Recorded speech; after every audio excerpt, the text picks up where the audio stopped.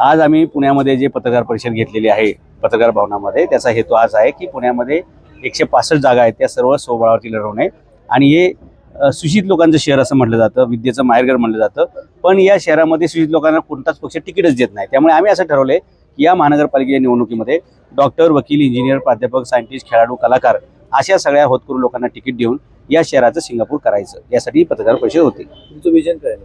आमचं विजन आहे की या शहरामध्ये पुणेच नाही, सगळ्याच महानगरपालिका क्षेत्रामध्ये धुळींचा प्रश्न खूप मोठा आहे. आणि त्या PM 2.5 हा जो केसापेक्षा 10 पट बारीक असे धुळीचे कण आहेत, त्याच्यामुळे माणसांचं आयुष्य 20 वर्षांनी कमी होत आहे. कोणत्याही जातीच्या, धर्माच्या, भाषेच्या, प्रांताच्या माणसाचं आरोग्य पहिलं महत्त्वाचं आहे. ते आरोग्यावर आम्ही काम करू. पहिलं हे धुळीकण खाली आणण्यासाठी आम्ही प्रयत्न केले पाहिजेत. शून्यावरती ती धूळ आणली पाहिजे, हे आमचं पहिलं टार्गेट आहे. आणि ही शहरं जशी धूळमुक्त व्हायला पाहिजेत तसंच ती ट्रॅफिकमुक्त व्हायला पाहिजेत आणि टेररमुक्त व्हायला पाहिजेत, असं आमचं धोरण आहे. शहराच्या कार्यकारिणीचं काय लक्षात घ्या, एकंदरीत आता आमचा पहिला फोकस हा जास्तीत जास्त उमेदवार देणं आहे. आणि त्यासाठी आमचं गनिमी काव्याची स्ट्रॅटेजी तयार आहे. एकेका जागेवरती 20-20, 25-25 लोक इच्छुक आहेत. त्यामुळे मोठ्या पक्षांची दमछाक होणार आहे तिकीट देण्यात आणि लोकांना समजून घेण्यात. त्याच्यामुळे ते जे काही लोक आहेत ते सगळे, त्यातल्या बऱ्याचशा लोकांना आम्ही न्याय देऊ, त्यातल्या सुजित लोकांना आम्ही लगेच तिकीट देऊ. आणि शेवटच्या 2 दिवसामध्ये आमची यादी पण जाहीर होईल आणि आमचा 165चा आकडा तोही फुल होऊन जाईल. आम्ही सर्वच्या सर्व जागा लढू, जेणेकरून जास्तीत जास्त लोकांना आम्हाला संधी देता येईल. शेवटच्या क्षणी तुम्ही एकंदरीत उमेदवार डिक्लेअर करणार? शेवटच्या क्षणी याच्यासाठी डिक्लेअर करायचे की राजकारणाची काही गणित असतात, काही गनिमी काव्य असतात. आणि काही ठिकाणी जो पहिला येईल तो विजयी होत असतो, काही ठिकाणी जो सगळ्यात शेवटी जाहीर करेल तो विजयी होत असतो. तर तिकीटच्या बाबतीमध्ये हा सगळ्यात मोठा स्ट्रॅटेजिक निर्णय असतो, धोरणात्मक निर्णय असतो. आणि त्यामुळे बहुतेक सगळेच पक्ष जशा महत्त्वाच्या जागा सर्वात शेवटी डिक्लेअर करतात, तसंच आमच्यासाठी एक एक जागा महत्त्वाची आहे. कारण आम्हाला मोठ्या प्रमाणावरती वेगवेगळ्या पक्षाच्या कार्यकर्त्यांकडून संपर्क चालू झालेला आहे. आणि त्याच्यातले उत्तमात उत्तम उमेदवार मिळण्यासाठी आम्हाला फिल्टर तर लावावं लागेल, थोडासा संयम ठेवावा लागेल. पुण्याची कोणती समस्या आहे? पुण्याची समस्या हीच आहे, प्रत्येक शहरासारखी धूळ, ट्रॅफिक, सगळीकडे गटर, सगळीकडे कचरा आणि सगळीकडे ट्रॅफिक जाम. या मूलभूत प्रश्न या प्रस्तावित पक्षांना आतापर्यंत सोडवता आलेले नाहीत.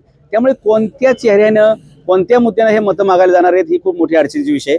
आमचं विजन क्लिअर आहे. आमचा जाहीरनामा सुद्धा आम्ही उमेदवार जाहीर झाल्याबरोबर प्रकाशित करू.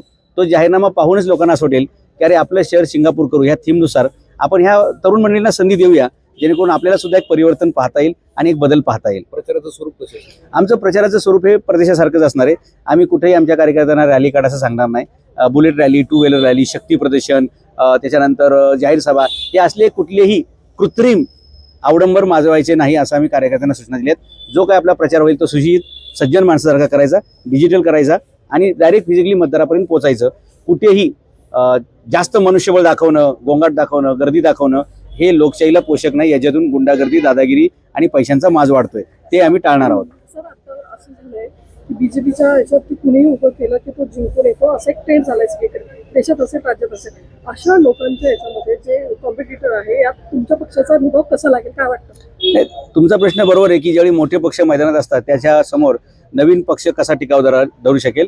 शिवाजी महाराजांनी ज्यावेळी स्वराज्य निर्माण करायला सुरुवात केली त्यावेळी त्यांच्यासमोर पण अनेक लोकांनी हे प्रश्न उभे केले ते की काबूल कंदारपासून ते बंगाल बिहारपर्यंत गेले 400 वर्षाचे जे साम्राज्य आहे, 400 वर्षाचा खजाना, 10-10 लाखाचं लष्कर ज्याच्या दावणीला बांधलेले आहे, अशा मुघलशाही विरुद्ध तुम्ही मुठभर मराठे मावळे एकत्र येऊन काय करणार आहात? नियतीने त्याचं उत्तर दिलं. आणि वयाच्या फक्त 44 वर्षी शिवाजी महाराज छत्रपती झाले आणि पुढची 100 वर्ष मराठ्यांचा झेंडा भारताच्या कानाकोपऱ्यावर फडकला. जिथे जिथे मुघलांचं साम्राज्य होतं तिथे तिथे स्वराज्य पोचलं. मला वाटतं मी त्या शिवाजी महाराजांच्या त्या विचारांचा पाईक आहे. माझ्या पक्षाचं नावच छत्रपती शिवाजी महाराजांच्या चरित्रातून मी घेतलेले. त्यामुळे आम्ही भल्या मोठमोठ्या पक्षांना गारद करून आमचे नवखे उमेदवार निवडून आणू, हेच तर आमचं कौशल्य ना. किती येतील? एक लक्षात घ्या, 165 जागा लढवल्यानंतर आमचे उमेदवार किती येतील हे सांगण्यासाठी तुम्हाला शेवटच्या दिवसापर्यंत वाट पाहावी लागेल. कारण इलेक्शनमध्ये प्रत्येक क्षणाक्षणाला जसं सुनामी, भूकंप याचा तुम्हाला अंदाज देता येतो सायंटिफिकली, तसं राजकारणामध्ये, निवडणुकीमध्ये असे अंदाज बांधणारा योग्य नसते. अंदाज बांधणारे स्वतः निवडणुकीत कसे पडले बिहारमध्ये हे तुम्ही बघू शकता. त्याला अनेक फॅक्टर असतील. त्याच्यामुळे उमेदवार किती निवडून येतील हे मतदाराच्या हातात आहे. आणि मतदारापर्यंत आम्ही जे काही घेऊन जाईल ते व्यवस्थित पोचलं तर कदाचित बहुमतात पण आम्ही येऊ शकतो. कारण या निवडणुकीची गणित आता डिजिटली जास्त आहेत आणि एक व्हिडिओ तुमचा तासाभरामध्ये जगाला उलतपालत करू शकतो. आणि आमच्या भाषणांमध्ये, आमच्या ज्ञानामध्ये, आमच्या मुद्द्यांमध्ये एवढी मोठी ताकद आहे की आम्ही मराठा क्रांती मोर्चा ज्यावेळी मी दाखवून दिलेले आहे, ज्यावेळी मी एक एक कागद बाहेर काढतो तर भल्या भल्यांना मी धाराशाही केलेले आहे. तसंच या निवडणुकांमध्ये जे काय आम्ही कागद बाहेर काढू, जे काय आम्ही शासनाचे नियम GR बाहेर काढू, त्यावेळी मोठ्या प्रस्थापित पक्षाच्या उमेदवारांना लोक अक्षरशः हुसकून लावतील की एवढं सगळं असताना तुम्ही आमच्या ताटात काहीच टाकलं नाही, का नाही टाकलं तुम्ही, याचा जाब विचारतील. म्हणजे मोठ्या पक्षाच्या उमेदवारांच्या मागे जो घोळका दिसतो ना, तो घोळका तुम्हाला दिसेल, पण यावेळी चप्पल हातात घेऊन दिसेल, ठीक आहे. तुम्हाला पळवून लावणारे दिसतील. कारण लोकांना भ्रमनिराश झालेला आहे मोठ्या पक्षांकडून. राहुल मतेनं तुम्ही शहर प्रमुख केले हा. काय शुभेच्छा द्याल?